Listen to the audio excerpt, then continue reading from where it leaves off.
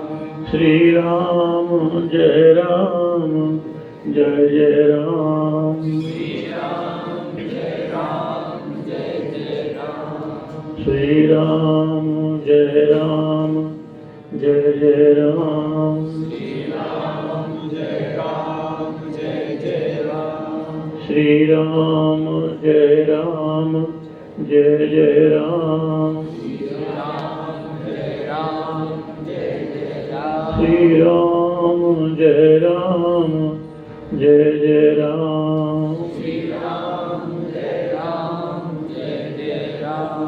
श्री राम जय राम जय जय राम। श्री राम जय राम जय जय राम। श्री राम जय राम जय जय राम। श्री राम जय राम जय जय राम। श्री राम जय राम जय जय राम। श्री राम जय राम जय जय राम। श्री राम जय राम जय जय राम। श्री राम जय राम जय जय राम। श्री राम जय राम जय जय राम। श्री राम जय राम जय जय राम। श्री श्री अन्नमयी मात मात की जय।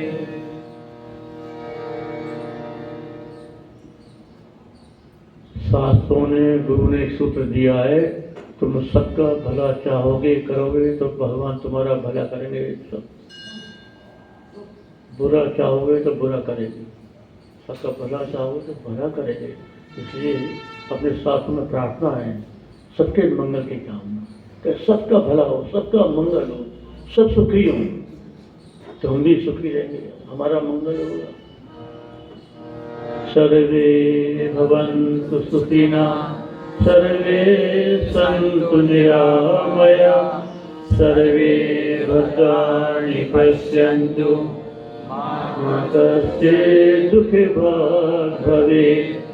सभी सुखी होवे सदा, होवे सभी निरोग, सबका ही कल्याण हो, किसी को नहीं दुख भोग।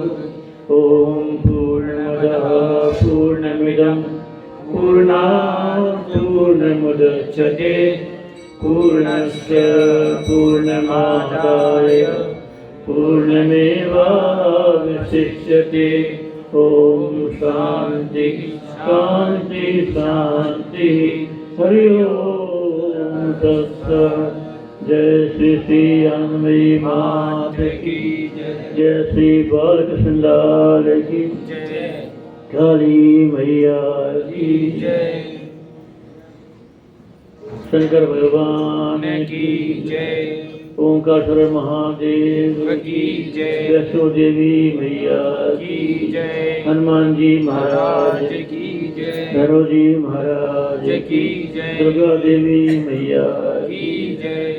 सदगुरुदेव भगवान की जय। धर्म की जय हो। अधर्म का नाश हो। प्राणियों में सद्भावना विश्व का कल्याण हो। गौ माता की जय हो। गंगा मैया की जय हो। सत्य सनातन धर्म की जय हो। सत्य सनातन धर्म की जय हो। ओम नमः पार्वती पते हर हर महादेव महादेव महादेव महादेव। अपन सब महादेव हैं।